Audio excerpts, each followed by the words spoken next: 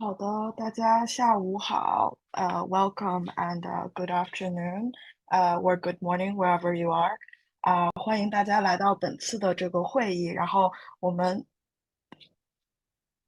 哦，不好意思，稍等一下，我还在那个翻译的那个频道里面。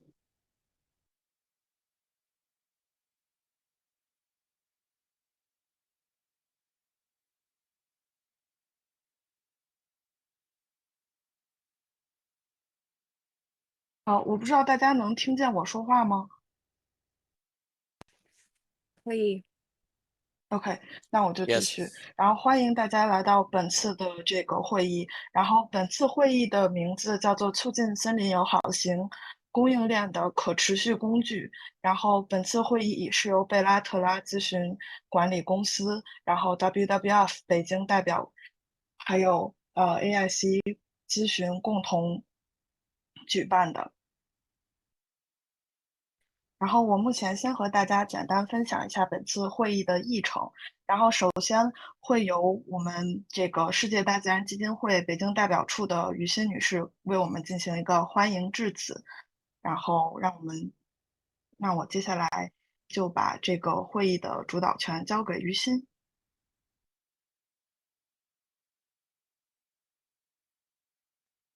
好，谢谢 Catherine 尊敬的各位我们线上的朋友们以及我们的发言嘉宾们大家下午好。然后我们来自欧洲的嘉宾们，大家早上好。我是来自世界自然基金会 WWF 的于欣，非常感谢大家今天来参加我们的这个研讨会，关于我们森林友好的供应链转型的相关的工具的介绍。应该说，大家也都知道，实际上我们在探讨森林友好的相关的这个供应链，如何在供应链当中消除相关的毁林和转化风险的这个议题的这个交流，已经就是说经历了很长的这个时间了，尤其是重点关注在大豆、牛肉、棕榈油等等相关的这个供应链当中。我们呢，也在这个过往的历程当中，和我们的这个 Belatera 和 AIC 团队共同组织召开了这个数次的研讨会，然后不管是从它和这个碳中和结合的角度，和期货交易结合的角度，还是从一些这个实践的这个角度，都进行了一些交流和分享。但是在整体的过程当中，实际上我们也一直在听到很多的这个我们同仁的反馈，就是说很希望可以看到具体在实操的实践当中，其实是有哪些可以落地性的解决方案，或者是具体的实践的路径是有哪些。所以在今天的这个交流研讨会的这个议题当中呢，我们很有幸的邀请到我们这个来自负责人大豆圆桌以及来自我们农业雨林基金分别关于我们的标准和这个我们的三文鱼行业从饲料角度的一些我们的通往森林友好之路可以采用的一些工具或者是路径，也是希望可以对我们在中国相关的这个行业当中推动有关的转型实践来予以一定的这样的一个参考和我们未来的一个更多的一个交流的空间。所以呢，所以在今天的这个机会和场合呢，我也非常感谢我们来自2位欧洲的这个我们的发言嘉宾现在应该是在那边非常早的一个时间来可以参加我们这一次的这个交流。我也期待呢这一次的我们经过今天的这样的一个交流和参考之后呢，我们在下一步在我们中国的相关的重点的这个行业推动我们的森林友好的路径当中，我们就有更多的这个可以为我们提供更多的一个思考空间，然后可以启发我们来更好的看如何探索基于这些已经有的这个经验，如何能够更好的探索出适合于我们中国发展森林友好供应链的相关的工具和相关的一个实操性的路径和实践。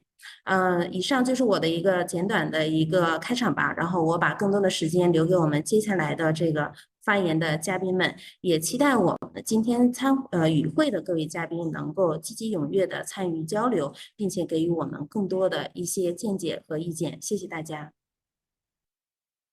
好的，谢谢于主任。然后我们也想再次感谢这个世界自然基金会对我们本次还有就 CMI 项目一直以来的系列的 webinar 的支持。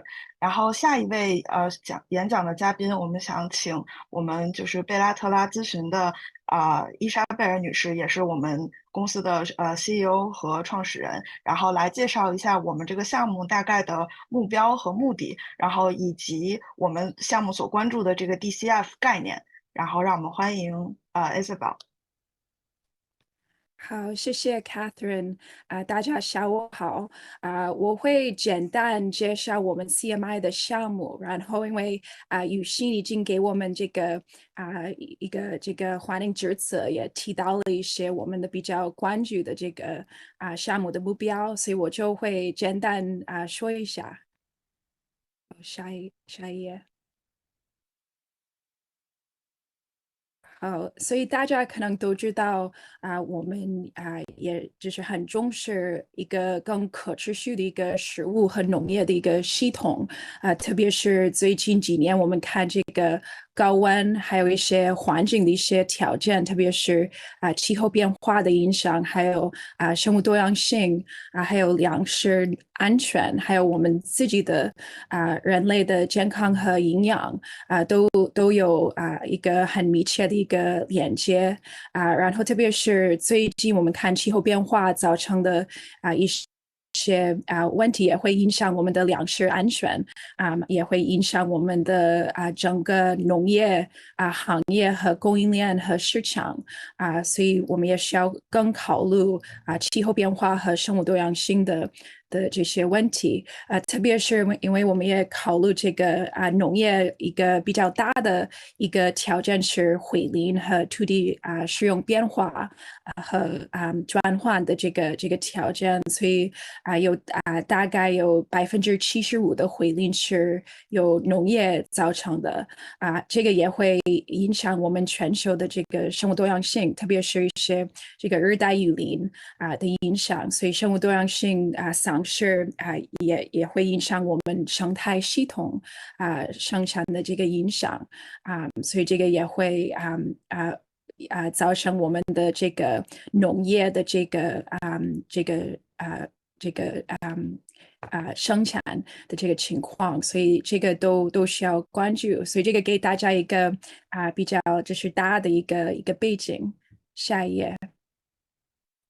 然后最近我们也看很多国家政府也发出了一些承诺，特别是从2015年开始，我们看这个联合国组织的这个巴黎气候的这个变化协定然后之后，特别是最近几年，也有更大的一些承诺和就是国际的一些平台还有一些国家的领导都就是承诺了特别是在森林和气候变化和土地利用的这个包括在 Glasgow 的这个宣言，还有去年在昆明和这个蒙特利尔全球的生物多样性框架所以这个也是都提到了就是国家的这些政府都很重视气候变化和生物多样性，特别是森林的有一个很重要的一个角色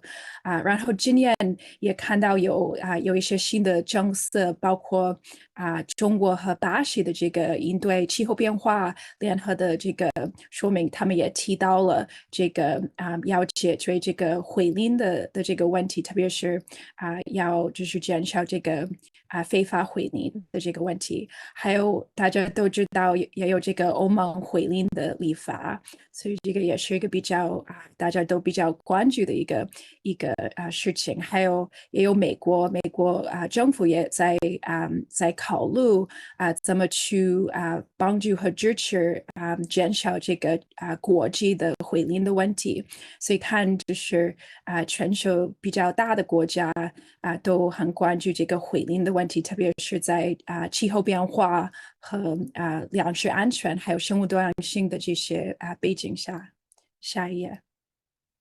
然后还有很多企业，我们看都有一个承诺，有一些已经有一个零汇零或者零转换的一个承诺，但是还跟气候变化和生物多样性有关系的，也有这个Roadmap to 1.5的一个承诺，所以他们也是已经就是超过这个零非法汇零，他们都要做到一个零汇零和零转换的一个目标所以这个也是一个比较好的一个平台，特别是这些最大的这些农商企业都是一起共同发布了这样的一个行业的一个路线图但是现在还是要看怎么去利用这个承诺到这个行动，所以我们也希望通过我们这个CMI 的这个项目可以帮助，特别是在中国市场，帮助企业去从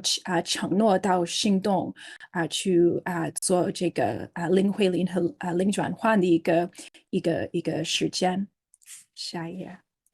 然后，特别是我们可以看从不同的这些多利益相关者的一些角度一个是从这个银行和金融机构或者是投资者他们最近也都关注这个 ESG 的这个需求，包括这些 ESG 的这些原则还有一个是从这个企业，我们看更多的企业都有一个碳中和或者一个可持续的一个目标所以我们看更多的这些跨国公司都要做一个 net zero 的一个目标。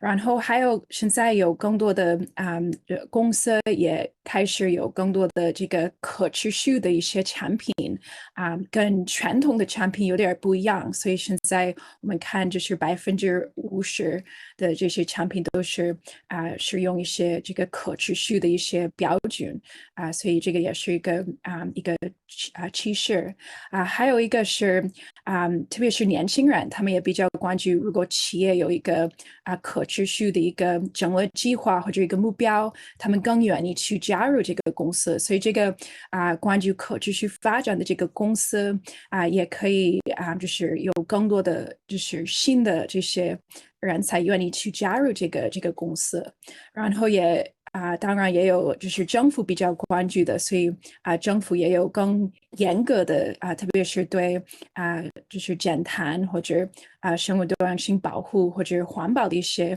相关的政策都有比较严格的一些法律法规，所以这个。我们看现在更多的多利益相关者都越来越关注可持续发展，包括这个回零的这个问题。下一页。然后通过我们 CMI 项目因为这个也是一个长期的一个项目，所以就是不能只考虑这个短期的一些收益，但是我们也希望更多的企业可以考虑全球的这个食品安全和气候变化的这些目标然后也可以考虑。就是也可以给他们带来更多的长期的一些价值也希望通过我们 CMI 的这个活动，包括今天的研讨会，有更多的机会可以跟来自不同的国家、不同的行业或者不同多利益相关者都可以一起交流，因为这个。问题也比较复杂，也是不是一个国家的一个条件，就是这个也包括生产国家也包括了其他的消费国家，包括欧盟还有巴西等等所以我们也希望通过我们这个项目的平台也可以跟大家一起交流，一起探讨这些条件和问题，还有一些解决方案。通过这个项目，我们也希望有更多的这些资源，然后有更多的就是可以支持大家，支持企业去做到他们的零汇零和零转换和可持续发展的一些目标。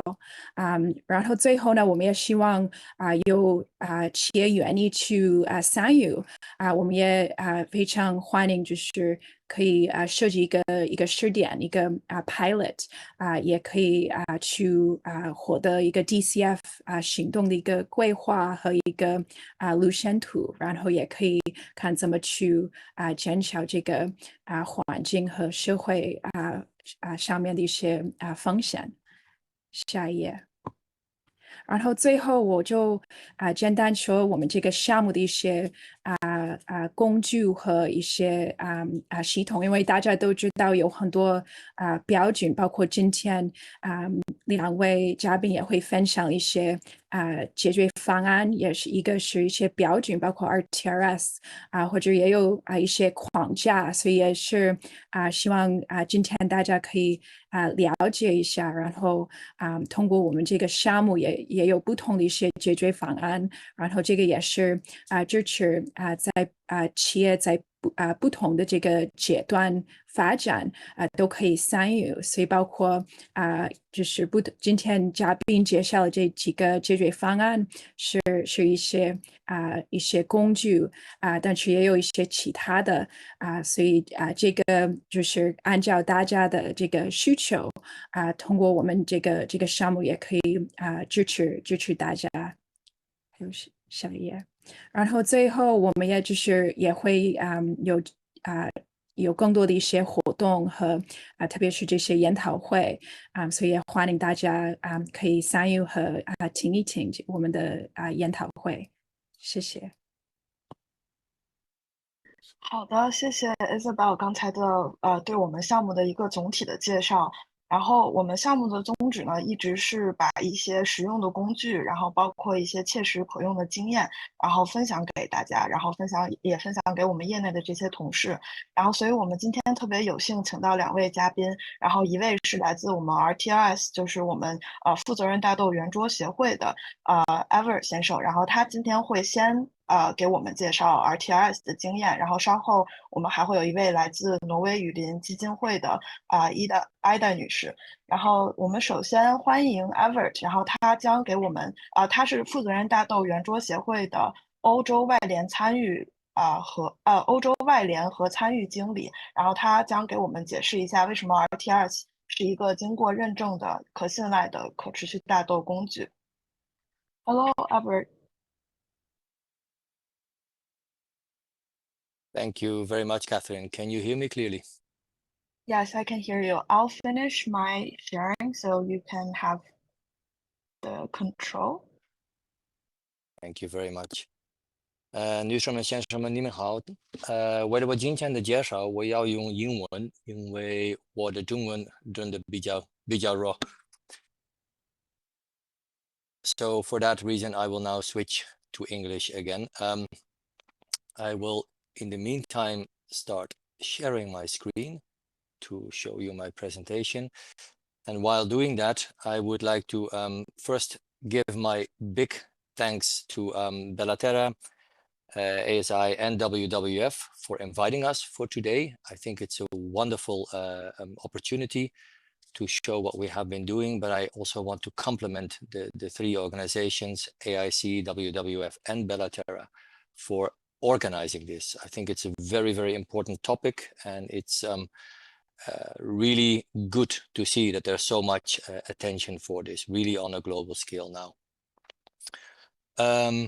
So we will talk about how RTRS certification has been working with the market for many years already, what is our impact and what we have accomplished. I will move to the next slide.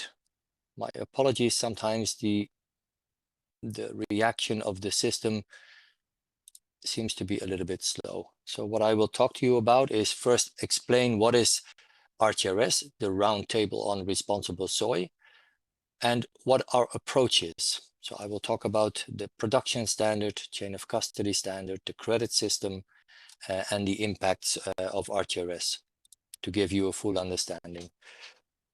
This is a quick introduction of, let's say, the setup of RTRS. And it gives you an idea of how do we function, what is our governance, etc. To begin with, we are a non-profit organization, not an NGO, but a non-profit organization. In the world of sustainability, in my personal view, this is really important. There is in reality a lot of competition around sustainability topics across the globe, and having a non-profit organization and objectives is very important for not making commercially driven decisions. So we are here for all of the stakeholders that are involved in the soy sector, and that is something that we can do because we are neutral. Of course, we have a standard and certification system. Maybe some of you know us for that, but also really important is we are a round table. I will speak about that in a moment. We are a membership-based association, meaning that the members decide what RTRS is going to be all about and what are we going to do. We are multi-stakeholder, truly important. It's very difficult sometimes, you can imagine, for decision making, but by having NGOs, farmers and producers, and companies, these three main groups at the same table to come to decisions, is in the end the best way to reach decisions that are really supported by everyone. We're a global organization and we are very proud to be an ICO community member. And I will speak to you a little bit more about all of these aspects. As you can see, we have more than 200 members up to date, and next to the members there are many, many hundreds of companies that are working with us without being a member. A round table means that we bring together through dialogue all sorts of events to bring together multi-stakeholder dialogue. We have meeting points. We have one in Sao Paulo later this year. I'll talk about it in a moment. We have annual conferences. We have task forces, like for example in Brazil or in Argentina or in Paraguay, where all the different stakeholders closely work together and have discussions on all relevant topics. Field trips, webinars, public consultations, and technical working groups. All of this is really important to have continuous contact with all the stakeholders in the market and to have supported decisions. We're a global organization. We have, like I said, more than 200 members in 32 countries. Soy is produced mostly in South America, but also in Asia, particularly in India. There used to be soy production in China as well, but unfortunately that has stopped. So we hope, of course, that we can resume that. There is chain of custody certification in 13 countries with almost 400 certifications issued. And the RTRS material is uptaken, sold, you might say, in 47 countries. Not only in Europe, also a lot in South America and a lot in Asia. This gives you an overview of all the different kind of members that we have. And important to show in this slide is not all the names, of course, but rather to see that this is really a cross-section of companies and organizations. You see traders like, for example, which is familiar to you. You see here COFCO, and pretty much all the big traders are there. All sorts of animal feed companies are there.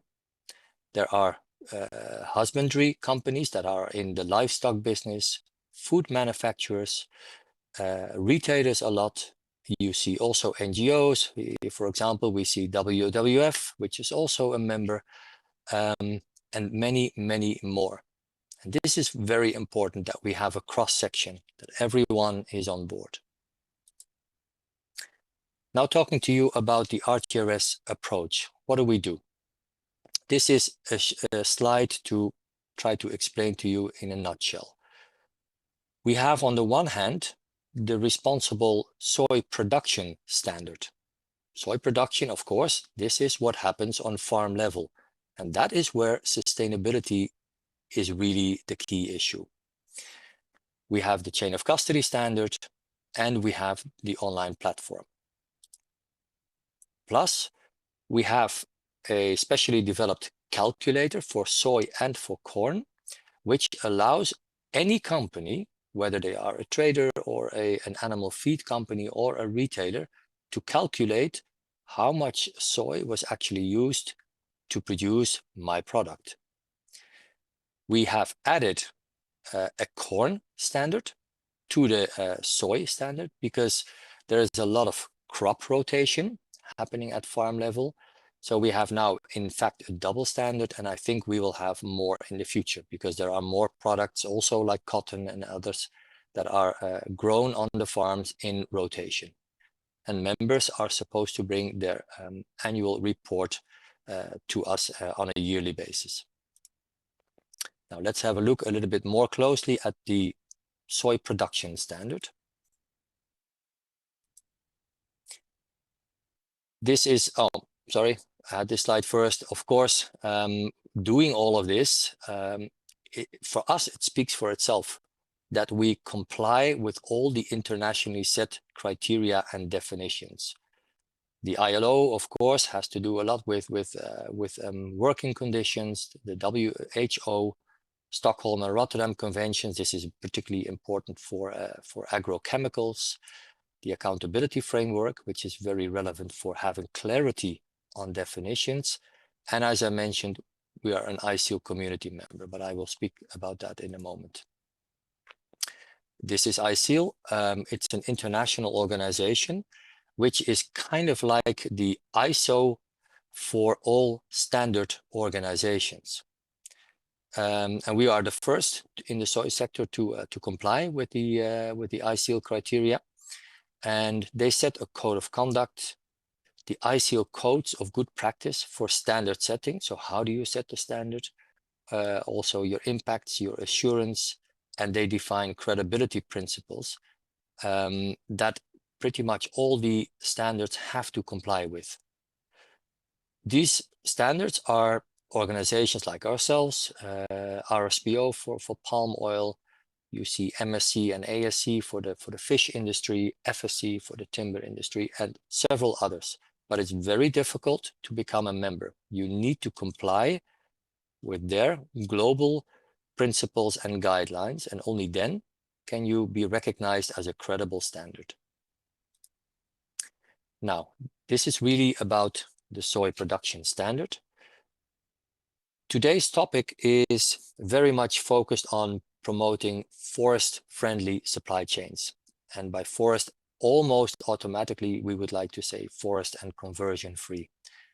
And this is super important. There is no doubt about it. It's really, really very key.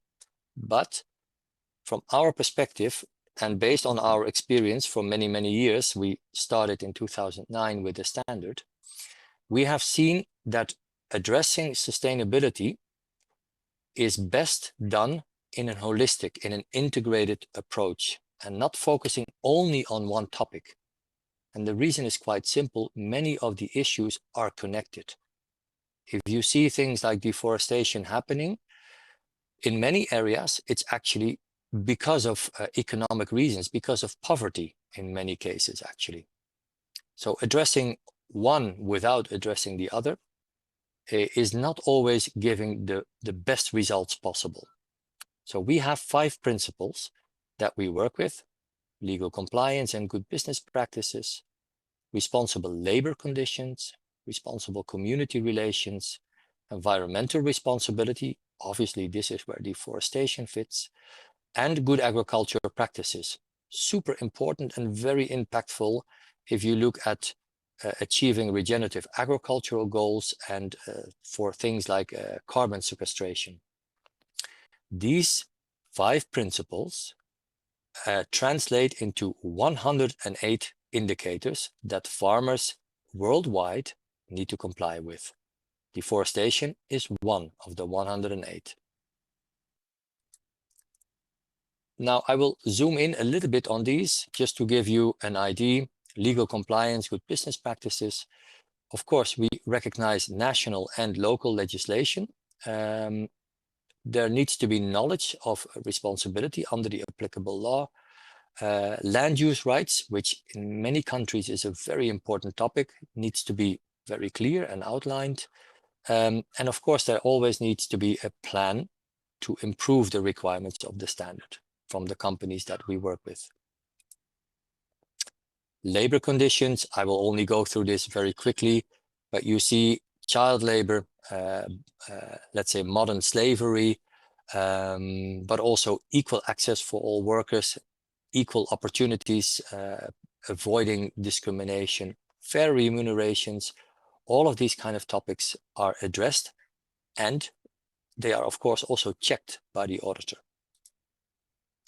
Responsible community relations, this is very important with regards to, for example, indigenous people, respecting their rights, their customs and culture, but making sure also that companies that work in regions where there are indigenous people make sure that they include the indigenous people through channels of communication and dialogue. And we have lots of requirements on how that needs to be done. This one, I think, for today's topic is very important. RTRS launched its standard in 2009. So what we can see here is that since 2009, no deforestation was allowed at all in any areas such as native forest, riparian vegetation, wetlands, etc. There was a definition of which lands and ecosystems would qualify. That has been many, many years already. No deforestation, which is quite strict. We added to that in June 2016, no conversion of any natural land. So if I summarize this, what do you buy when you buy RTRS material? You buy zero deforestation and conversion since 2016 and deforestation since 2009. This is a very long time, and we are very strict about how we approach this. And this is, of course, important also with regards to protecting the biodiversity of the native vegetations, those areas that are kept, and improve environmental management. These kind of aspects are all included in our work. Good agricultural practices, improve soil and water, reduce pollution, improve agrochemical application management, making sure that the agrochemicals are used in a responsible way. And I would say here is where we can see that soil management and soil results, including very high sequestration of carbon, has been the result of many years of practicing good agricultural practices. Going back to this one, I'm moving now from soy production standard to the chain of custody standard. That is another one. It doesn't really focus on sustainability so much, but the chain of custody standard is all about traceability.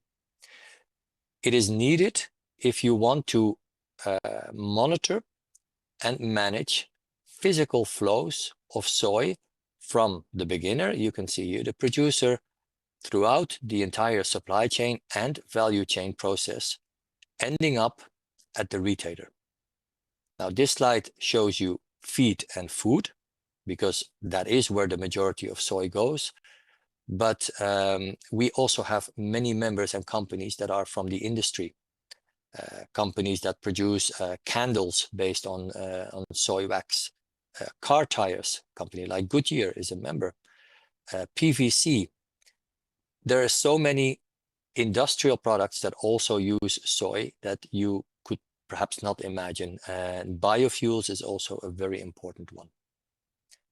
So we need a chain of custody standard to make sure that the physical flow and the transparency and traceability is being managed. Finally, the online platform. And this is, I would say, the way that we manage all the things that are happening in these two standards to be registered and monitored on an online platform. So, traceability and transparency of the certified material, the flows, etc., it can be seen here. It connects all the stakeholders. So if you want to buy credits, from someone from somewhere else in the world, you need to be registered on the platform, and in that way you would be able to purchase credits. And keeping records of all of this. This is a wealth of information that, of course, we use to improve our systems. And it's very important with regards to the logo and claim policy. If a company wants to say, we work with RTRS, we do this, we do that, we need to know what they are allowed to say, and this tool helps us to monitor that.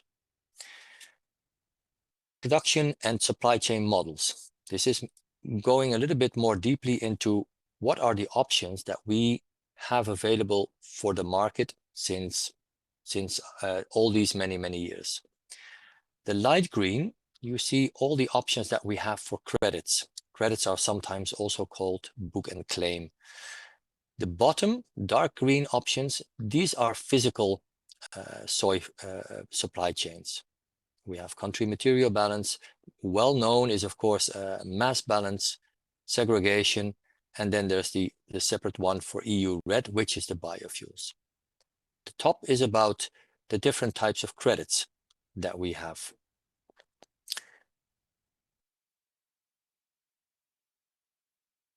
This is a quick picture of what happens with credits. At the left top corner, you see a farmer that has produced soy. Now, the farmer, if he has produced 1,000 tons of soy, he can either sell that in the form of credits, which could be purchased somewhere in the world by an animal feed company or a food manufacturer or a retailer. If they say we use 1,000 tons of soy in our products, they can buy 1,000 credits from the farmer that is certified, and those credits are then transmitted via the platform, not the payment. We have nothing to do with that, only the transaction. But then the farmer is not allowed to sell that 1,000 tons of physical soy that he still has in the farm as RTRS anymore. He can sell it, of course, as normal soy to the market, but not as certified anymore, because he already sold it as a credit. This is a super efficient system with tremendously big impact on changing the production methods and practices from farmers. It allows many companies worldwide to be very quickly engaged with supporting sustainable and responsible soy production, which happens at a low cost for these companies. It does not upset the supply chain, because we see that the EU law is actually creating huge problems for companies within the European boundaries to allow them to make sure that all these logistics are actually going to be done properly. It's very, very complex. The credit system is a very easy way out of that. Here is mass balance. It is a mix. I will not go too deep into this. It's a mix of certified and non-certified volume. And the idea is that the amount of certified volume that you get into your company as a mix must be the same volume that you sell onwards to your client. So if you have 100 tons of certified soy, and maybe here is 50 tons of another volume not certified, you would only be able to sell onwards 100 ton and not the combined volume. That's the essence of this. Of course, there's segregation. Segregation we have seen mainly taking place in the non-GM soy. In the world of GM soy, it basically doesn't happen, simply because to segregate from the farm to the end user is tremendously complex and therefore very expensive. Looking at the impacts. SDGs. Some people are maybe forgetting about these, but they are very important. They are really on a global level what everyone is working towards. And we have joined the National Compact in 2014, and we work with the UN on various topics in various ways. very interesting, last year, the Copenhagen Business School, together with Preferred by Nature, did a materiality investigation and created a report to show how does RTRS certification contribute for your corporate commitments on SDGs. And the results were quite amazing. And you can access the report by clicking on this button here, and we will share this presentation with you later on. This is the evolution of the certified production, and it is growing very, very quickly.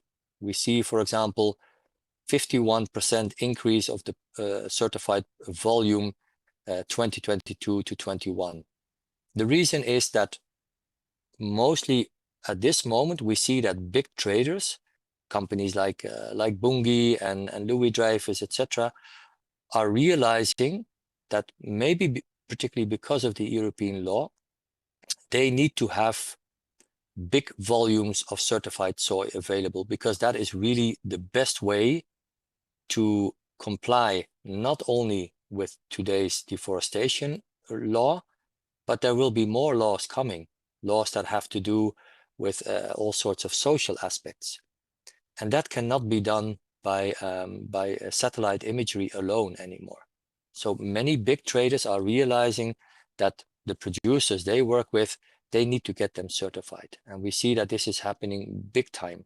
So the big increase, I think we will continue to see it. Worldwide, approximately 66,000 farmers. As I mentioned, a lot in South America, but also in India. Typical for India is that is where it is almost entirely non-GM soy. And also in India, we see really a lot of smallholders, very small farmers that are being certified through group certification. About the uptake, we of course don't use the word sales because we're a non-profit, so we are not a trader. We don't sell anything. But this slide is to show that also this trend of uptake is growing very quickly. We see a tremendous increase in Asia and in South America, actually, companies that want to buy RTRS certified soy, either in physical or credits.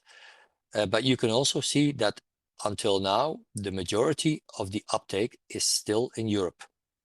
Europe has been the front runner in wanting to buy sustainable soy for many years already. And now with the law, of course, things will be accelerated. Sorry.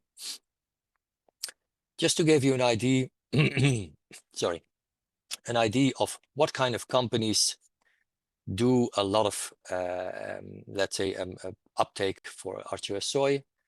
Arla is a big dairy company. Tesco is a big retailer. Lidl is a big retailer.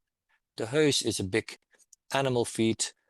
You can see for yourself. All types of companies are here from all different countries. And I think this is important for Chinese business community to realize that no matter where you are you a food producer, a dairy company, you produce poultry, eggs, you're a retailer, you're an animal feed, a compounder, doesn't matter. All these companies can be on board with RTRS. And these companies, the majority of them, have been buying credits so far. This is a big exception. This mass balance is for the biofuel industry. Chain of custody, I spoke about it briefly. Last year, 179 new sites. Almost all of them were in Brazil, which is really good news because that is where the majority of the soy comes from. In total, until this moment, we have 369 chain of custody certified sites. And you can see they are not only in Europe, they're also in Asia. Again, for us, that means really good news. Finally, I spoke about a meeting point before, but I realized that during my presentation, there is one thing that I forgot to mention. Once a farmer is is meeting all the requirements of the production standard. So you remember the 5 principles and the 108 criteria. Then the farmer needs to be audited. We don't do that ourselves. In fact, we work with 8 internationally accredited certification bodies, auditors, and the farmers need to rotate with the auditors that do the audits with them every other year to avoid that things go wrong. And these auditors go to the farm and they do full farm audits and inspections. These things take 1, 2, 3 days. And that information translates into a certificate that is issued to a farmer, done by the certification body, not by us. So we have a very robust assurance and verification system for many years already. And that is also the heart of the membership with ISEAL. Unless you have all of these things really robustly organized, you would not be able to become an ISEAL member because their requirements are very strict. Sorry about that. I forgot to mention that, I realize. Talking about the meeting point, we do this on a yearly basis. This year, it will be held in Sao Paulo, Brazil. We will do a 1.5-day event where we talk about a lot of topics, of course. We will see stakeholders from all over the world coming to that event. And we're happy to say that there's also quite a big group of Chinese delegates coming. So to all of you listening, we very warmly welcome you. I think it will be very useful for you. You can see and meet many people from South America, but also from Europe, from North America, because we have people from all over the world. And we do this in combination with an exhibition which is very focused on actually on food processing industries. So the grain and the soy processing from Latin America and even from North America will also be there. There is also, oops, I went too fast perhaps. Oh no, there's also a field trip attached here. I'm afraid that the registrations are full at this moment, but several of these people from China are also going to be in the field trip, and Bellaterra has been helping us also very much by making the connection to all of these people.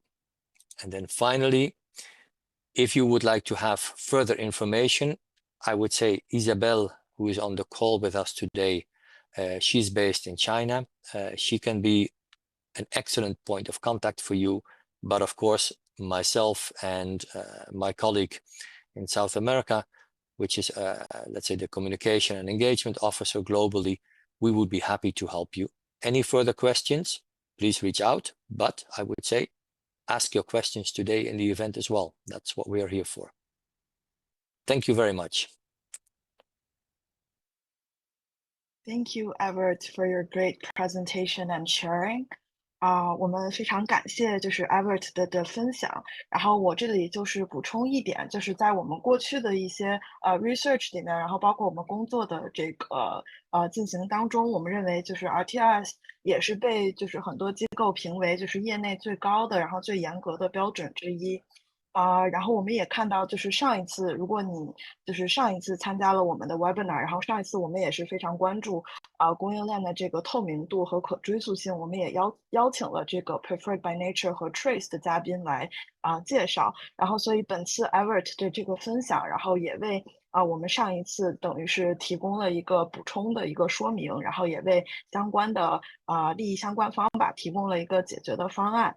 然后这里我要重新开始分享一下屏幕，稍等。然后我们也是，如果后续大家有任何关于 RTRS 的问题，然后或者说有任何关于刚才提到的巴西这个考察的问题，然后也欢迎大家提问，然后不管是向 Bellaterra 提问，还是通过我们来联系 RTRS 都是可以的。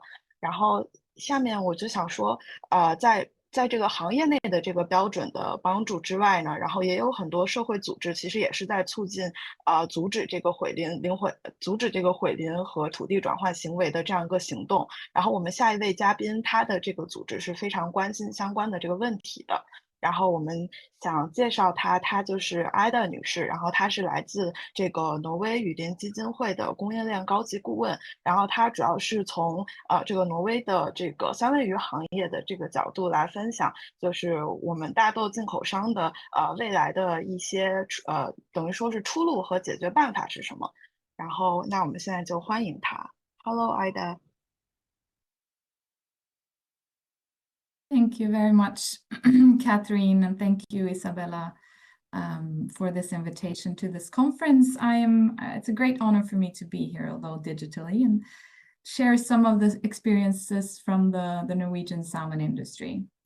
And I could only wish that I could start my presentation the way Everett did, with a few sentences in Chinese, but I would leave that as something to learn for the time to come.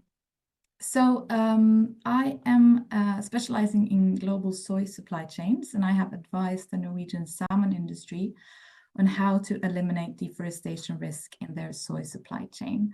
And I will now share with you my presentation and hope that the tech works with me. Let's see.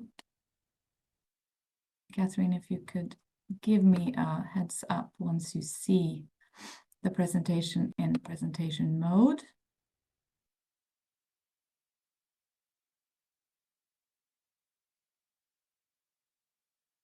Can you see this now? Yep, it's in presentation mode now. Okay, great, thank you. Yep. So, first, a few words about why eliminating deforestation risk in soy supply chains is important. So in 2022, we lost over 20,000 square kilometers of forests in Brazil. That is an area equivalent to the size of the country Lebanon. 95% of this deforestation was driven by agriculture. So what I forgot to say is that my presentation will concentrate on Brazil and deforestation risk from Brazil. Now, soy is the second strongest driver of deforestation in Brazil after cattle ranching. And the global demand for soy is increasing, and an estimated 5,000 square kilometers of forest is cleared each year to grow soybeans. Now, Brazil is the largest producer of soy in the world right now, and soy is mainly produced in Brazil's Cerrado forest, which you can see marked in green here.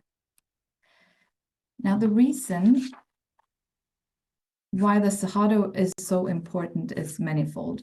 Well, first, the Cerrado faces the most aggressive and intense soy expansion in the world, and during the last 70 years, half of this area has been converted into agriculture, leading to severe biodiversity loss and huge carbon emissions.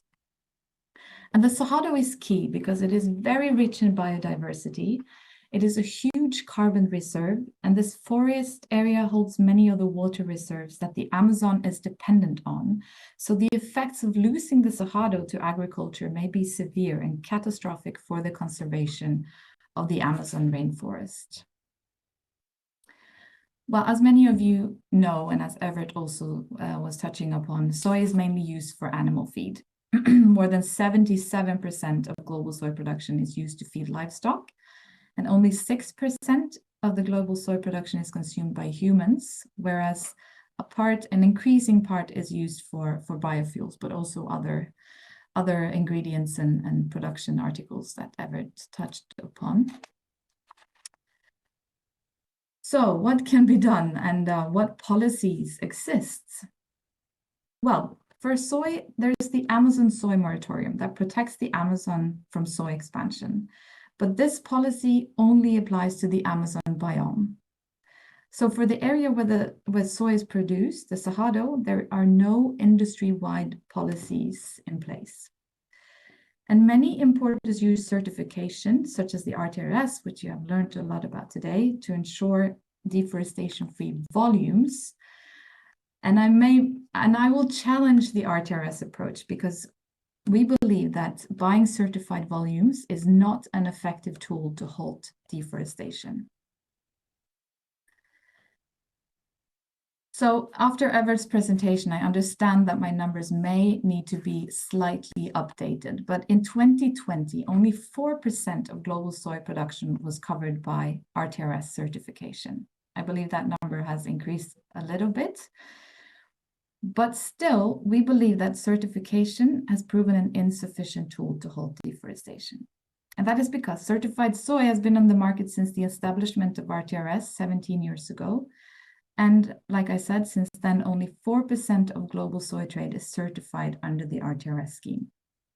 Although more certification schemes have emerged on the market, and as we know, the demand for certification is seeing a rise, we believe that we do not have another 17 or 20 years to wait for the number to reach 8 or 10%. So we can at this point with certainty conclude that certification has proven an insufficient tool to halt soy-driven deforestation, as the majority of the market remains uncertified for the foreseeable future. What we believe to be far more effective than certification is to not only ensure that the soy volumes from Brazil are deforestation-free, but that the soy suppliers are deforestation-free. And this is important because as an importer, you can buy certified deforestation-free soy from a trading company, but as long as the same trading company sells deforestation soy to other markets, deforestation will continue. What we have seen is that the effects of certification so far is that it creates two parallel markets. One market for the certified deforestation-free soy and one market for deforestation soy. That is why a good practice is not only buy deforestation-free volumes, but buy from soy traders that had committed to become fully deforestation-free across their operations. And this is where I want to share some experiences from the Norwegian salmon industry that have applied this approach and asked for deforestation-free soy suppliers in addition to deforestation-free soy volumes. So the Norwegian salmon industry is a huge consumer of Brazilian soy in salmon feed. And it has purchased certified soy volumes for its own supply chain for many years. And after advice from the Rainforest Foundation Norway, the industry acknowledged that buying certified soy didn't change the deforestation dynamics in Brazil. Consequently, the Norwegian salmon feed producers worked with their Brazilian soy suppliers so that they would stop selling deforestation soy to other customers, but commit to becoming fully deforestation-free in all their operations in Brazil. And in 2021, the three soy suppliers to the Norwegian salmon industry, they're called Karmuru, Imcopa, and CJ Selecta, they committed to become fully deforestation-free with a 2020 cutoff date. Now, a quick pause to explain what the 2020 cutoff date means. A 2020 cutoff date is a reference to the year after which land cannot have been converted into agriculture. This means, for instance, that a soy trader cannot buy soy from a farmer who has cleared land after 2020 in the Cerrado. So this is a mechanism and an attempt to try to protect the Cerrado from further conversion.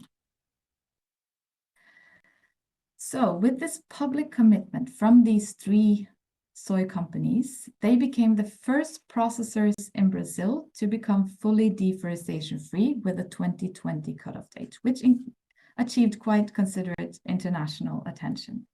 And the commitment set a new bar for sustainable supply chains. It also fueled the discussions regarding deforestation-free suppliers and argued that deforestation requirements must be met on an operational company level in addition to the volume levels that the certification schemes can provide. So we see more actors on the global market interested in the approach of deforestation-free suppliers.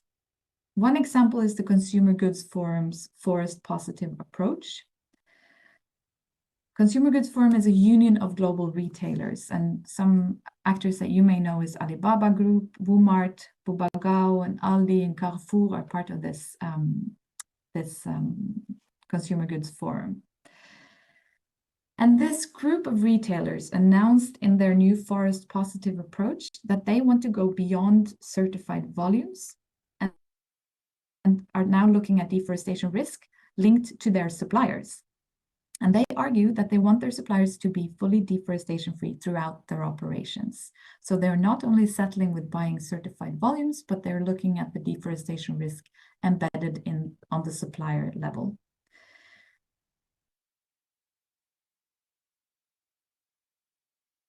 So a commitment to become fully deforestation-free is very good and important, but we also need a solid MRV system to check compliance. And MRV stands for Monitoring, Reporting, and Verification, as many of you know, and it refers to the system that will oversee the commitment to the 2020 cutoff date. Today, individual companies conduct their own MRV, and these may be flawful because they heavily rely on self-reporting and give little guarantee to outsiders that implementation is compliant with the commitment that they have made.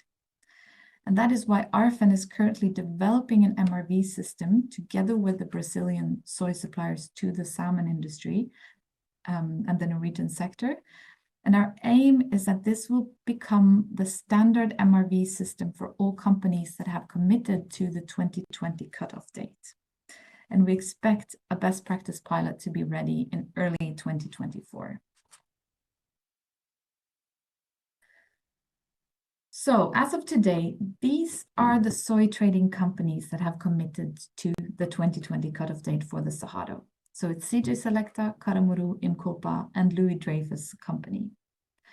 And with a good MRV system in place, these companies can ensure a fully green and deforestation-free supply chain to their soy customers. And we do expect more traders to follow and commit to become fully deforestation-free. And of course, with interest from the Chinese market, these traders may speed up the process. So to summarize the message of this presentation, which is a shorter one than the one Evert held, when purchasing soy from Brazil, bear these requirements in mind. In addition to buying deforestation-free certified volumes, you should ask for deforestation-free soy suppliers that have committed to the 2020 cutoff date for the Cerrado and that have a solid MRV system. Thank you very much, and I look forward to receiving your questions and comments. Thank you, Ida, for sharing. I'm gonna resume my sharing first. 非常感谢Ida 的这个分享，然后我觉得就是 Ida 的这个分享可以说是带给了我们更多的可能性吧。因为虽然我们这个标准是我们走向我们 DCF 目标当中非常重要的工具之一吧，但它并不是一个一劳永逸的解决方法。然后在完成，就是因为 DCF 实际上是一个非常艰难的目标，所以其实我们要做的是更多的、更综合的考量，然后什么才是就是对环境和对我们就是企业，然后包括其他机构自身都是有帮助的、更综合的一种解决方案。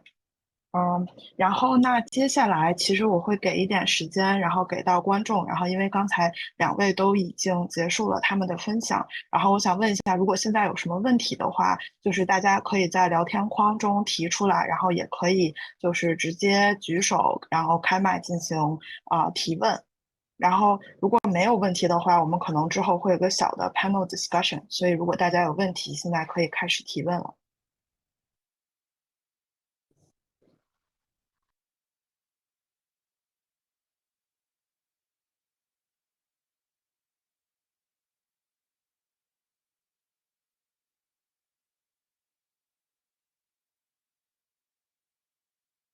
或者是 comments， 然后也可以，然后目前这边聊天框大家也可以直接开始。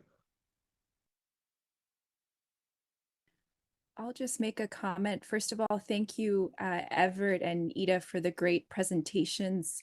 And I think it gives us a lot of food for thought on looking at different possible solutions and also considering the holistic approach and addressing different issues. And of course, today we're talking specifically about DCF and seeing that there's also multiple different solutions. I don't know if either Everett or Ida have sort of responses to each other and how to sort of work together, because I see it can possibly not just be one solution, but if you have any advice for companies in China moving forward and sort of how to work together and possibly working with different solutions.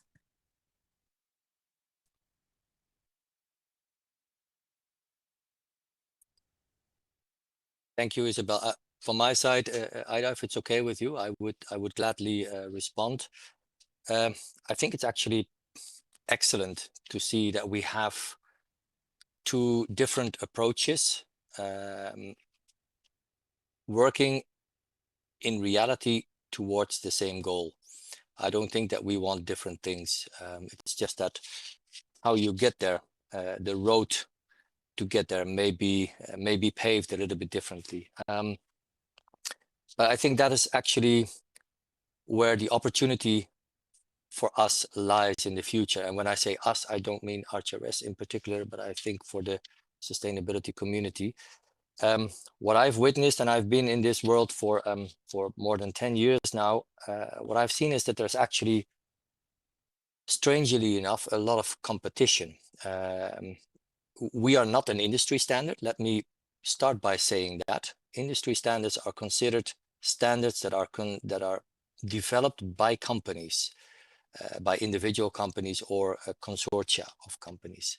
We are not a company, so we are not an industry standard. I think that competition has not helped the world of sustainability. There are many advantages that companies see for themselves by developing sometimes own initiatives. It may be that there are good marketing opportunities. It may be that choosing one particular sustainability topic is preferred. Again, everything is good in our perspective. Whatever sustainability initiative companies take, it is better than nothing, always, of course. Yet we believe in the holistic approach. Why? Because all of these issues are so strongly connected. One is the root cause, very often, of the other. So that is one thing that I wanted to say. Specifically replying to what Ida was saying, it's true. Certification on the global scale of soy production is very, very small. That is absolutely true. But considering that we are not engaged in certified production of soy in Europe, neither in North America, which is together with South America, these are the two big regions for soy production.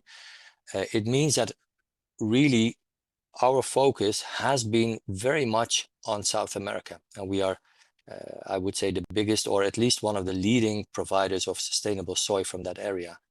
But what is more important, we focus on being in areas that are really also at risk. If I may give an example, the northeast of Brazil, it's a combination of states that is called Mato Piba in short. Those are 4 states together. That is a region which is directly in the Cerrado area.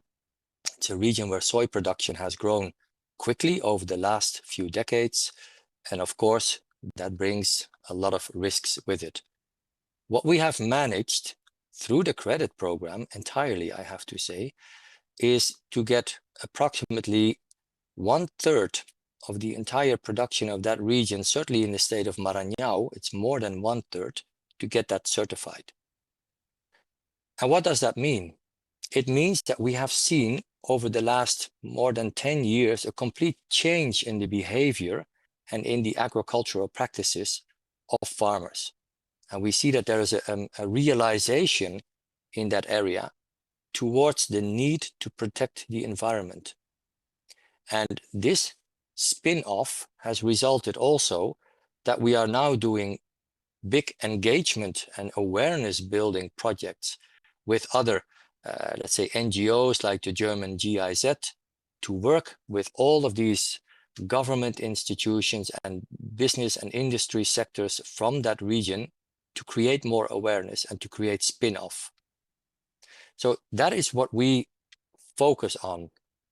But I think looking at that example, what you see is that the uptake from that region is almost entirely through credits, even though there's also a lot of chain of custody certifications there. They are available to China, to Europe, for everyone today as we speak.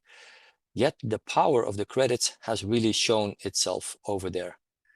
And if you talk about market share, 4%, yes. If we zoom into South America and zoom into the high-risk areas, you will see, probably, I haven't done the calculation, but you will see a big different kind of percentage.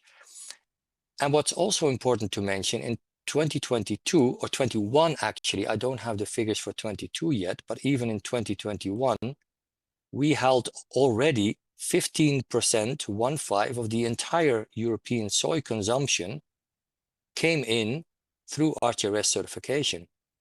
And I am quite confident that for 2022, this percentage would have been substantially higher already.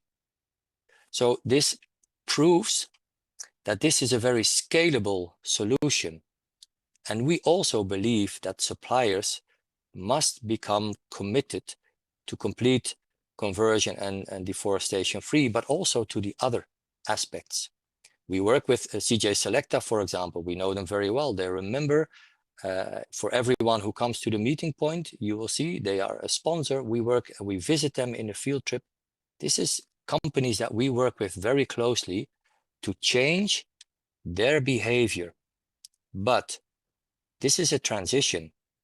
We cannot expect everyone to be 100% DCF overnight. This is a transition that we together need to work on.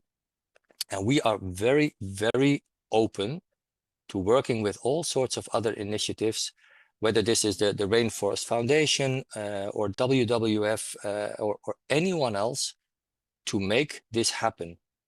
I would say, as a closing remark, sustainability should not be about competition or saying what is the best solution.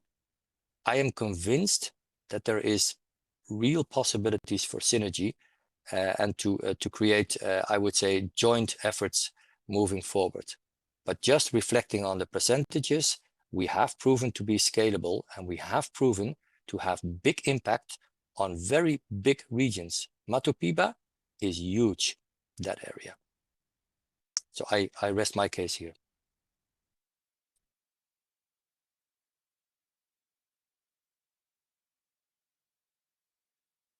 Can I just comment on that, Isabel?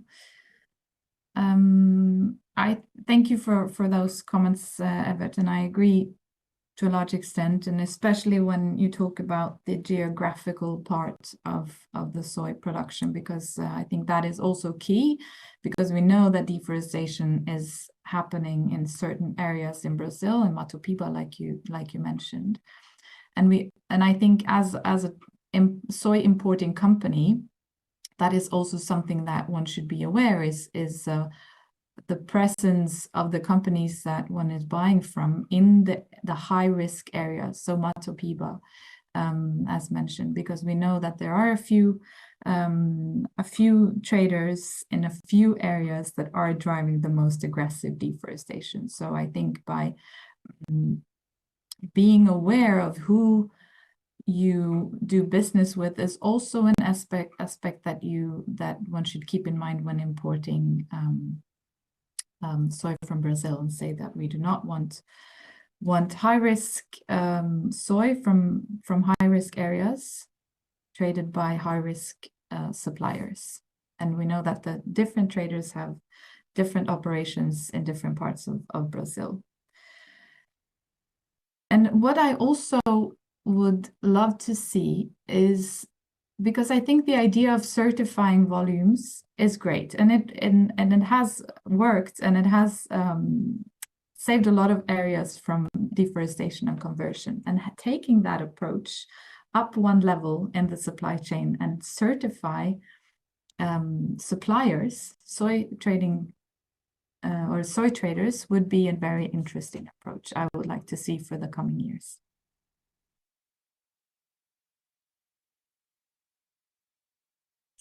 That's a really interesting thought, Ida, and we have certainly also been thinking along those lines, because indeed the impact of having deforestation-free suppliers, and not only deforestation-free, I would again argue for responsible suppliers from a holistic point of view, but that is indeed the ideal way working forward. It's good to see that from Europe there's a lot of let's say demand for this, and the law is probably going to accelerating these kind of things, but we see that from different areas in the world the requirements on sustainability are a little bit different. From our perspective, we are very happy to see that let's say 20% of the uptake is also happening in areas like in South America, actually same as in Norway, but in South America, the aquaculture industry in countries like in Chile, for example, has been growing tremendously for the uptake of RTS certified soy. And that is fantastic news, because sustainability and the uptake of sustainable commodities really should move out of Europe. It shouldn't be restricted to European buyers and legislators. So I think that this approach that you're mentioning is certainly a very valid approach, but we will not be able to roll it out like a blanket on all the suppliers. This, as I mentioned, this is really a transition that we foresee, but I like the thought a lot. Thank you, Ida and Everett, for your discussions and also comments, and thank you, Isabel, for initiating this discussion session. So we are now seeing questions from the comment session, but I'll just reiterate in Chinese so our translators would have time to translate it back to you. 不好意思，来自中国木材与这个木制品流通协会的这个杨俊义老师，就是说，在这个刚过去的这个8月3号到到5号，然后在这个美国西雅图举行了一个这个 APEC 林业议题的会议上，然后东南亚和其他国家的这个代表对于零毁林提出了他们不同的想法，然后对于欧盟以自己的标准判定其他国家的这个林地转化或者毁林的问题表示反对，然后请问两位怎么看待这个问题？然后生产国的看法会不会改变欧盟在这个方面的态度？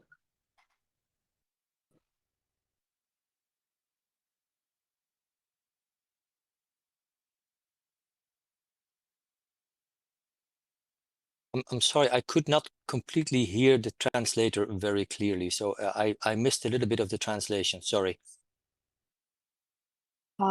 那可以请我们的sorry, can we have the translators repeat the question? It should be in the comment section.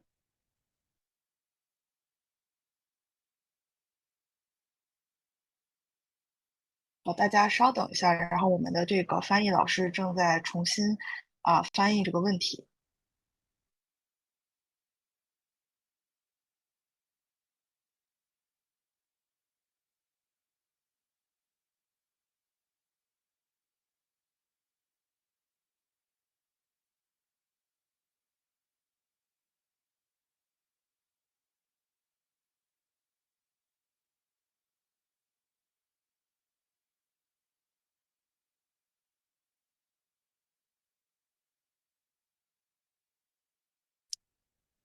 Who of us would you like to reply?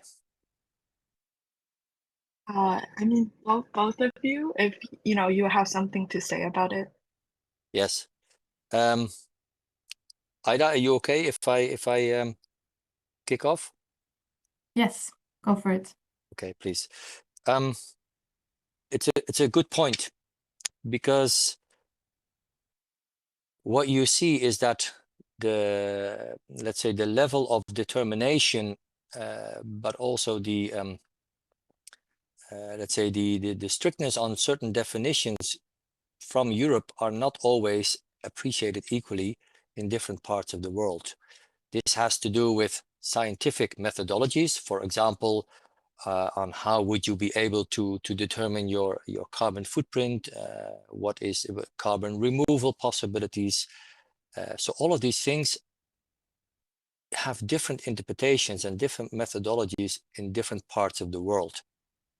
That is, I think, important to take into consideration and to respect also. With regards to what is the definition of forests and even other ecosystems, what should be included, what not, what exactly falls under the definition, yes or no, this is extremely difficult, I think, to pinpoint. It is a little bit a pity that the discussion on this is starting to happen more now that the law is actually already approved. It would have been, I think, much more beneficial if this would have happened in the beginning of the legislation process, trying to come to agreed definitions on this. The only thing I can say is that the EU has adopted the FAO definitions on what is forestry in this law, what needs to be included and how to be interpreted. And I would also argue that many countries worldwide are part of the FAO organization. But is this, let's say, a problem, and is it something that is currently more characteristic of the exchange between the EU and other countries worldwide with regards to this law and how it needs to be implemented? I would say yes, unfortunately, because it is, like I said, a dialogue that is happening much more after the law was passed rather than in preparation of. And I can imagine, of course, if you do it in the beginning, it makes it difficult to come to consensus and to come to agreements. Yet, if you do it like that, then this will not obstruct the process anymore later on. Will it change? I think that was the end of the question. I'm quite doubtful, but I am not part of the European Commission. I'm a EU citizen, but I am not part of the legislators, so I cannot speak. But the process is very long and complex. The European Commission, the European Council, and the European Parliament are the three parties that are engaged in this legislation process, and all three of them have eventually agreed on the final version of the law.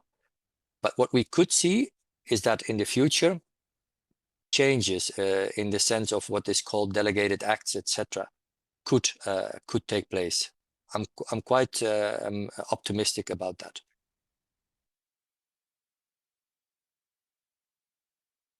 Thank you, Albert. So, Ida, do you want to add anything? Or Sorry, I have a bit of a lag on my computer. I don't have any substantial points to add, not even being an EU citizen. But I agree with Evert's reflections. I don't think that the EU will. It is difficult to get the EU to change. But I think it raises a principle on when it comes to monitoring, reporting, and verification. Because if another standard is introduced, I'm thinking that we still need to follow the principles of transparent monitoring, reporting, and verification of how high-risk commodities are produced. So yeah, I just wanted to say that is an important principle both for the EU, but for any initiative that were to come from other markets. I think it's important that they follow these principles. great, thank you. We're also seeing a raising hand from the audience. Yu 主任. Thank you. Thank you very much. Hi, Everett and Ida. Thank you very much for your introduction just now. May I have a question for you, also for both, is that when we engage, when we are talking or discussing with DCF topics with the Chinese companies, actually, they also sometimes raises the concerns over will DCF journeys conflict with their supply chain stability or the supply security. I wonder, through your experiences, do you have any kind of experiences or any kind of the cases that on this possible? Is there any such conflicts or there's any interconnections? How this may possibly contribute to a more, if possible, to more resilient supply of the commodities? 然后我也再翻译一下吧，就是我也是主要问了我们两个嘉宾的一个问题，就是其实我们听到很多行业内的反馈，也在担心，就是我们一方面讲可持续的这样的一些供应，但另外一方面，行业内非常关心的是关于供应的一个安全和稳定性。所以呢，我也在问两位嘉宾，关于这两方面是否是有一定的冲突，还是说其实两方面是可以相辅相成的？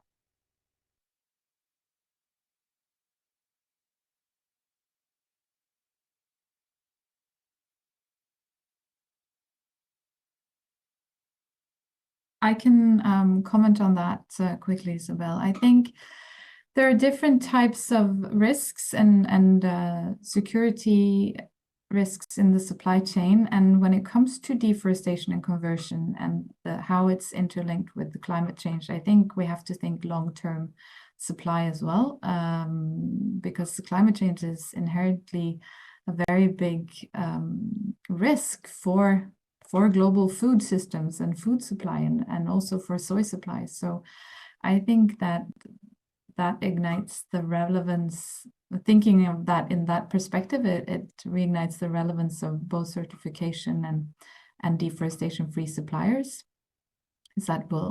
This is a means to decrease supply chain risk in the long term. But I assume maybe that you were looking for questions regarding more immediate supplies, and I think maybe Everett want to comment on that.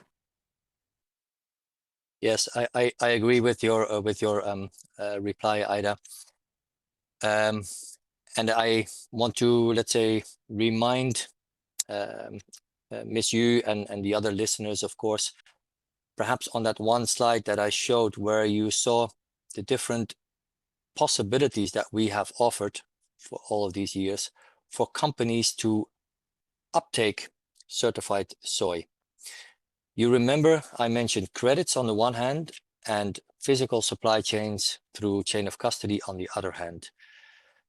And there's been a lot of discussion on the value of credits in the European market. Let me quickly outline that again. All the farmers that are certified follow all the 108 criteria and the 5 principles, and they are audited in a very strict way by auditors. And we have the MRV, the monitoring, reporting, and verification. All of that is very much done through the platform. And if you deeply visit our website, you will find huge amounts of information on companies, even each and every company, how much soy did they uptake in terms of credits or in mass balance, directly or indirectly. Everything is on the website. We are very, very transparent. The way that we have been able to reach such a big volume is particularly, as I mentioned, through the credits. And why is that? The real impact of changing, let's say, soy production into responsible soy production, which means also not to deforest and not to convert and all the other things, that is seen through the production standard. Farmers need to do a good job. Now, whether you buy from that farmer the physical soy to come into your supply chain, or you buy in reality a credit from the farmer makes no real big difference. There are, of course, downsides, but in reality, this is in a nutshell what it is all about. And the way that credits were able to reach such a big volume and are still growing tremendously, we have seen a growth compared to last year already at this moment, which is, we have never seen such a big growth before, is because it does not disrupt supply chains at all. As a Chinese company, you would be able to say, we want to make sure that there is RTRS certified soy production happening in Brazil. You are even free to choose which farmer you would want to buy the credits from, or you can choose through which trader or broker you would like to buy the credits. But the credits and the premium that you pay for that will end up with the certified farmer. And that is where the sustainability is really happening. So you could buy, whether you are a retailer listening to me today, or whether you are a feed producer or a meat producer, it doesn't matter. Each and every one of you would have the possibility to buy credits immediately today, and it would not affect your supply chain directly. Now, the criticism in Europe for this system has been that in that way, we could still be receiving in Europe soy from a bad origin, let's say the physical soy. And that is true, that's possible. But we also have to realize that if you look at the soy production in Brazil, it's huge, we all know this. We also know that the soy consumption of China is huge. You are, let's say, roughly at 100 million tons. Europe is at about 30 million tons. So you are more than 3 times the amount of consumption that all of Europe has. Imagine that many Chinese companies would also start buying credits to support truly sustainable production, but to buy the credits not to disrupt the supply chain. We would be able to see tremendous growth of the certified production because of that. And once the production is predominantly responsible, all the goals of complete certified suppliers and everything will be reached. So the role of China in all of this doesn't matter whether we follow the let's say the methodology that Ida was talking about or RTRS. It's not about that. It's really about also making sure that Chinese companies find a way to support truly sustainable soy production. And if you do it through physical supply chains, it's possible, definitely. Europe will have to go that way. We are currently developing in RTRS a new supply chain model to facilitate the European market for that. But you have to imagine that that will require more logistical challenges from the farmer to the processor, to the port, the vessel, and then in Europe again. All of these logistical challenges mean particularly one thing, increase of cost. And with the credits, that is not the case. So both options are available. We always bring all the options that we can for everyone to choose. And I think that's the same for China. Any one of you can choose how you want to do this, and we have both options available. I hope, Ms. Yu, that answers your question. May I ask what organization you are from? Oh, I'm from WWF. Okay, thank you.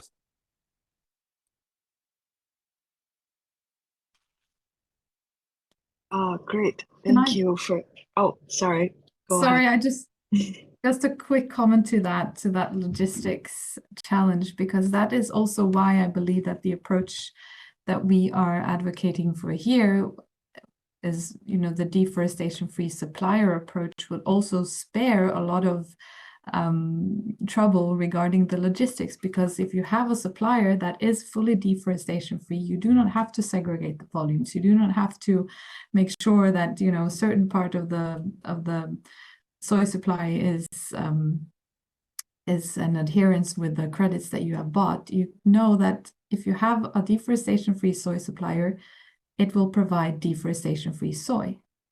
So that is the magic, and of course it is never as easy as said, but some soy suppliers are at this level now. I mentioned the 3 suppliers to the Norwegian salmon industry and also Louis Dreyfus Company. They have committed to this 2020 cutoff date in the Cerrado. They are adhering to the Amazon soy moratorium. So these are low-risk soy traders that will be able to ensure a green deforestation-free supply chain of soy. So looking, I think that the time is ripe to shift the demand to the soy traders that have committed or have advanced significantly towards becoming fully deforestation-free across operations, and then assess whether one should engage financially with soy traders that are still operating in high-risk areas and still selling large volumes of non-certified deforestation soy to other markets. Great. Thank you, Ida and Everett, for answering Ms. Yu's question. And then I actually personally also have a question because, you know, as you know, according to like official Chinese statistics, like over 98% of agricultural households in China are smallholders. So then, as like mentioned before, RTRS is like one of the highest and most strict standards in the world. We're, you know, also expecting high costs. So I don't know if you can take us, you know, through what are the pricing options, and if it's like a feasible choice for industry participants, especially those from China. Yes, that's a really good question, Catherine.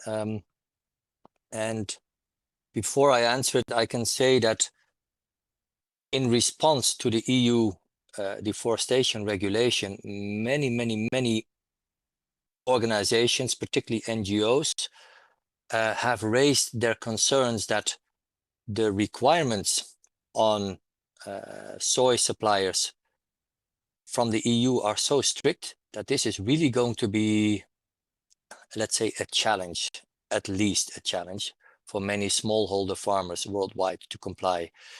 Imagine we are not only talking about soy here, the law also applies for cocoa, for example, which has many smallholder farmers, of course. And you see other commodities that also really have to do with this. Perhaps you remember from my presentation, I showed that India also has many farmers that are certified. And typical for India in the world of soy is there we see smallholder farmers. Many farmers that have a land area of, let's say, something around 1 hectare. So they are all small. And we have many thousands of them. And we have a very simple way of doing it, because the certification of producers may come in different forms. You have sometimes producers that are just 1 farm, but you also have producers that have multi-sites, and you have group certification. These are commonly recognized models in the world of certification. And again, how to do all of this in a credible and one-size-fits-all way, sort of, is prescribed also by ICIL. I cannot repeat this enough. ICIL really creates an umbrella for how to do assurance, verification, reporting, stakeholder consultations, standard setting. All of these aspects are done according to how ICIL prescribes this needs to be done. And that is the strength of this membership association, where we are a member, but also the other, let's say, big certifications that I mentioned. So Group certification is a commonly used tool, and we use that also in countries like India as a way to help all of these small farmers still be possible to be certified, but then under a group number. And there are methodologies how to do that. This is how we do it in India. And this allows also the Indian soy producers to sell their soy either as physical, can be through a mass balance, can be anything, or as credits. And this is really important because if you have so many companies in a continent like Europe, like we have, we are everywhere in Europe, you will see that the complexity of the supply chain lies also in the fact that many farmers, many animal feed companies, many traders buy from multiple suppliers. So if you have a vessel of soy coming from Latin America, from Brazil, for example, very often you will see that thousands of farmers and cooperatives have been involved in producing that soy. And this is the complexity. And then you see that a farmer in Europe that is perhaps growing chicken or pork or anything like that will also be able to buy from many different animal feed companies. So the complexities are really, really big. But sorry to go that way. That's a bit more on the demand side. For this, smallholders, we have the group certification, and it works perfectly. It could work equally well in China, because for China, there are basically two things that we could discuss today. One is, how would you be able to buy responsible soy from different parts of the world, focusing on Brazil? Well, we've heard from Ida and you've heard from myself what your options would be.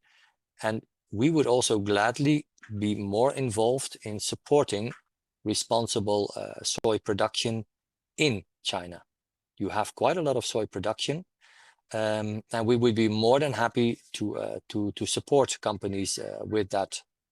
Creating more regional and national supply chains from production to uptake is, in the end, of course, a very, very positive thing to do. So whatever we can accomplish there and how we could help you with that, we would be more than willing to do that. Thank you. Great, thank you for your answer. And we are definitely expecting more and more Chinese stakeholders to learn about RTRS, the certification system, and also adopting to a sustainable and DCF approach. And then I guess one final question for Ida before we wrap the meeting up. So I know Ida talked about your experience working with the Norwegian salmon industry. Can you please share more about, the Rainforest Foundation's efforts in helping the Norwegian salmon farmers in reaching the consensus to adopting to working with like a deforestation-free suppliers? Yes, I'd be happy to. Thank you, Catherine. Well, I think for the Norwegian salmon industry, it was a matter of risk because, as I said, they already bought deforestation-free soy, but then they acknowledged that there is a reputational risk in having that connection to deforestation risk throughout their supply chain. So although the volumes were deforestation-free, they run the risk of indirectly contributing to deforestation through buying soy from companies that are involved in deforestation in other parts of their operations. So they were seeing a risk that consumers, were concerned that they, through their dinner plates, fed with, eating salmon, would indirectly contribute to deforestation. And their consumers are not only in Norway, but also in Europe, and of course worldwide, also in China and the US, where the levels of concerns are varying, but still this was a reputational risk that they did not want to run. And also, I think they saw the risk of not being legally compliant with emerging legislation from the EU, with also emerging due diligence legislation. I think they saw the potential of eliminating that sort of legal litigation risk when also eliminating their links to deforestation fully throughout their supply chains. So I think it was, from a business perspective, it was a matter of risk. And then we were able to provide the sort of technical assistance when it came to, how do we go about this? What are the questions that should be asked for your soy suppliers? And we have worked closely together with communicating this commitment, and also, showcasing the sort of reputational potential that lies in this commitment, because the Norwegian salmon industry, with the way that things are currently set up, they are the only global producer of animal protein with no risk of contributing to deforestation indirectly. No risk through the soy volumes and no risk through the soy suppliers. So that is sort of a pioneer position that they have managed to put themselves in, which I think that this sector was very interested in having. And we really hope that this can set the bar for other protein producers, such as producers of pork, poultry, etc. So yeah, so I think it's a combination of risk, elimination, and potential that made this this collaboration come to life. Yeah. Great, thank you very much, Ida. So I'll switch to Chinese now. 所以就是现在我想问一下大家还有没有任何问题，然后如果没有的话，那我们可以问一下两位嘉宾有没有什么最后的 comments， 然后或者有没有最后的想法，然后或者 remarks。So we're just checking if there's any other questions, and if there's not, I think either Everett or Ida could make a final remark. Yes, or let me know if you want to give the audience a bit time, Catherine. Yeah, I think you can go ahead. If we get like further questions, we can also have them come in later. Okay, are you happy with me going first, Everett? Of course, please go ahead. Well, thank you again, Bella Terra and WWF, AIC, for organizing this event and for letting me speak and share the experience from the Norwegian salmon industry. I think that this example from this sector is a good one that I think can really help advance the soy sector in Brazil and create the incentives to halt deforestation and stop the current practices with trading and buying deforestation soy in Brazil. And I think that time is really of the essence. And as much as I do agree with Everett and the holistic approach that we need to take on, it is a very complex issue. But the climate, the impact of climate change is very current, and I think that we need to be aware that things need to progress fast, and we don't have time to be very patient to see the changes that we need to see.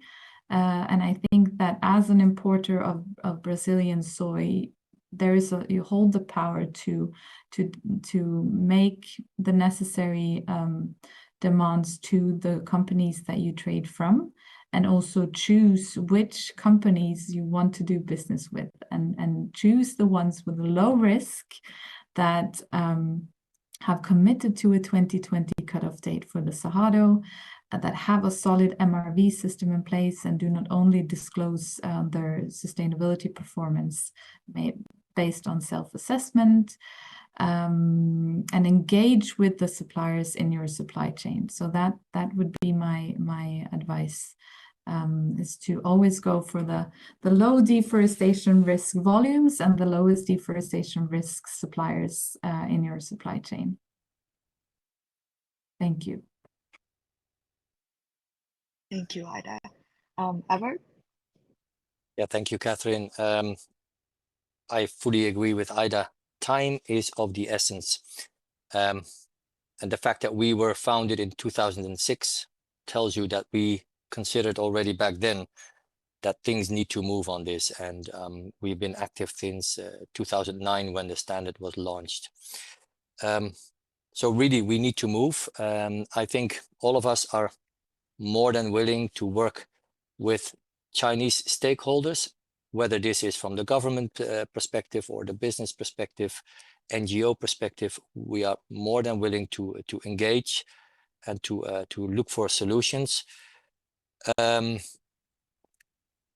think the clean supplier approach is a very good goal to work towards, but we are a little bit concerned that if this is the condition from day one, that there's going to be issues about it. We have experienced similar situation in the time of the founding, actually, of RTRS, where one of the NGOs present already was insisting that suppliers should be completely deforestation-free.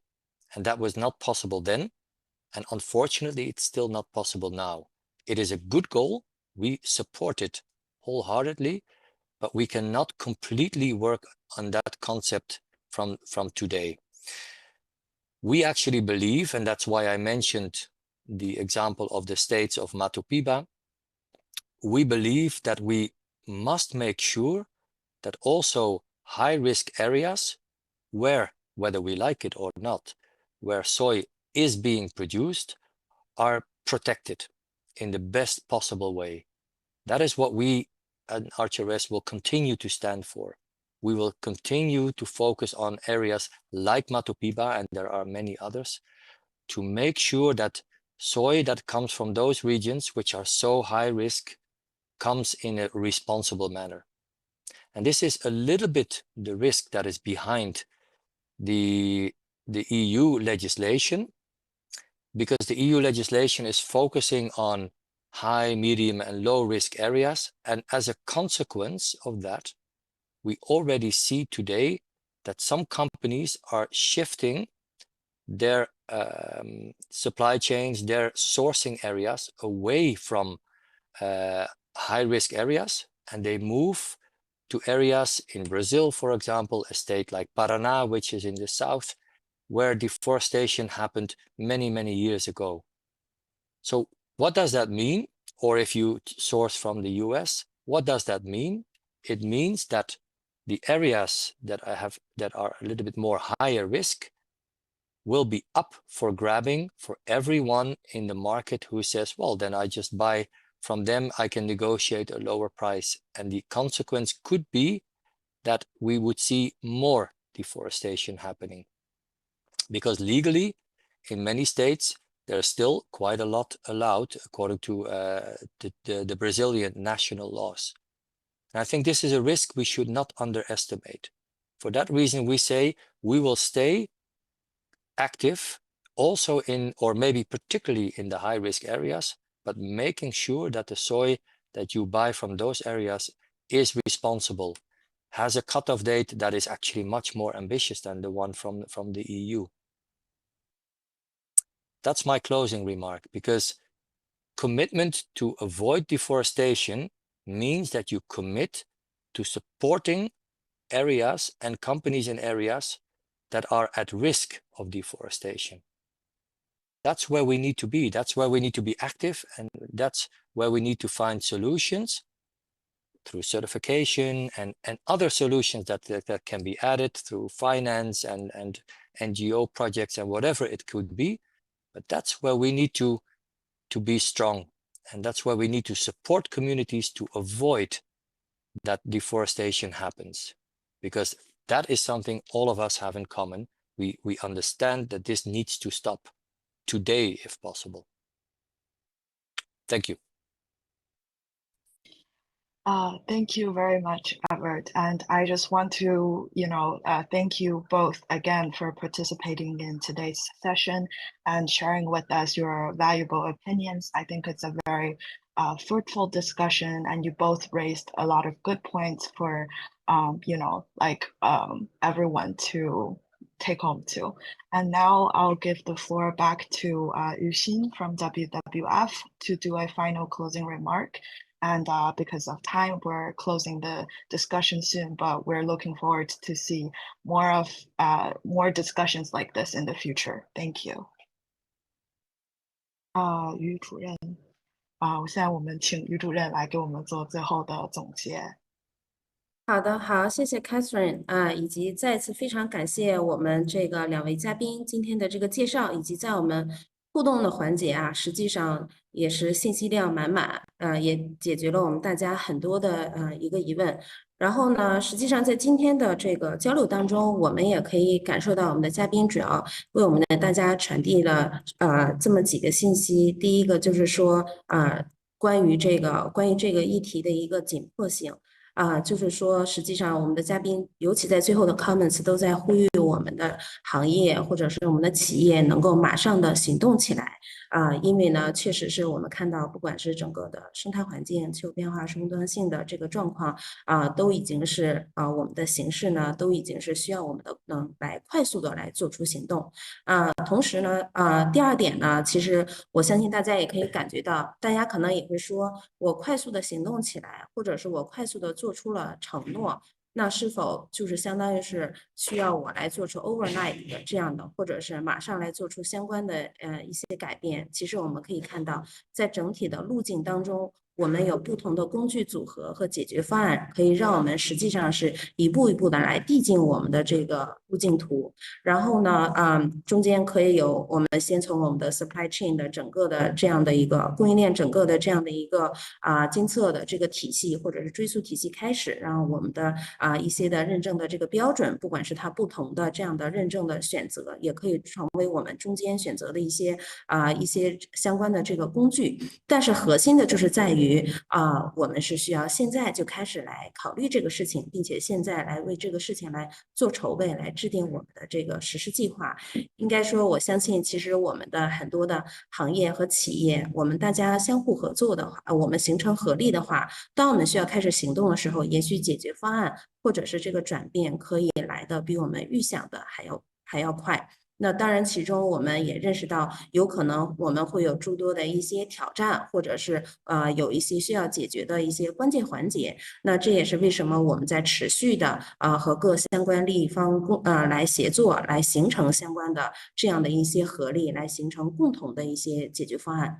那作为世界自然基金会呢，实际上今天参会的有我们的新朋友，也有我们的老朋友。那么大家也都知道，实际上我们在多年的持续的来做这个关于我们的大宗商品的这样的一个可持续路径转型的一些活动，并且随着实时的国内外的一些进展，能够希望向我们的国内外来进行更多的经验分享和交流，包含比如说，其实刚才我们有的这个参会的同仁也提到了，可能各国对毁林的定义也有不同的这样的一些界定，然后等这样的一些问题，那么我们也可以看到，实际上现在我们全球总体的对于毁林这方面有一个我们的这样的一个 accountability framework， 就是 AFI 这样的一个问责制框架的这样一个总体的一个原则在内。那里面呢，对于这个毁林的相关的定义、相关的实施路径，包括一些核心的 cut off date 和 target date， 也就是毁林的截止日期和我们的这样的一个实现零毁林的目标日期当中，都给予了我们的相关的建议。那在其中很多呢，其实也涵盖了和我们很多的这个标准机制以及相关的体系能够互通的这个内容。那在这一块的话，实际上我们也可以后续就这个议题来进行更多的一个交流。以及呢，实际上刚才在这个 Isabel 的介绍当中也提到了我们实际上关于实现森林友好供应链的这样的一个协作当中，我们已经组织了一些多轮的这种交流，然后我们也希望这样的交流可以持续下去，以及未来实际上在8月底之前，我们也会再开一个再进行一轮相关的一些议题的这样的一些新的一些交流，或者是我们的一些研讨。也欢迎呢我们今天参会的各位嘉宾呢能够踊跃的来向我们提出你们的这个建议。实际上关于这个议题上，我们还有哪些角度或者是哪些方面的议题是我们行业当中非常感兴趣的，是我们各利益方非常感兴趣的，那么我们也会致力于和我们的合作伙伴来共同寻求相关的这个利益方来进行这些议题的交流。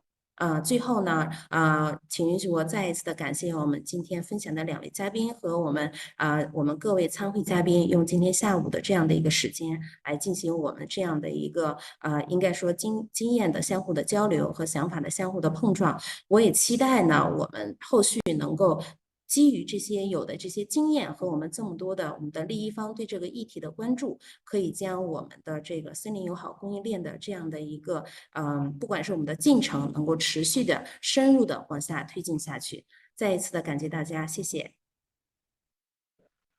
好的，谢谢于主任，然后也谢谢今天参会的各位，不管是嘉宾还是我们留到最后的这些参与者们。然后，如果大家后续有任何的问题，都欢迎大家联系屏幕上的2个联系方式，然后有我们 voluntary 的联系方式，然后也有 WWF 这边的联系方式。然后现在我看时间正好，那我就正式宣布这个会议结束。然后非常感谢大家的参与，谢谢。谢谢 Thank you very much. 好的，谢谢大家。大家 Thank you, Ida. Thank you, Everett. Thank you. Thank you， Thank you. 拜拜。Bye bye. 拜拜。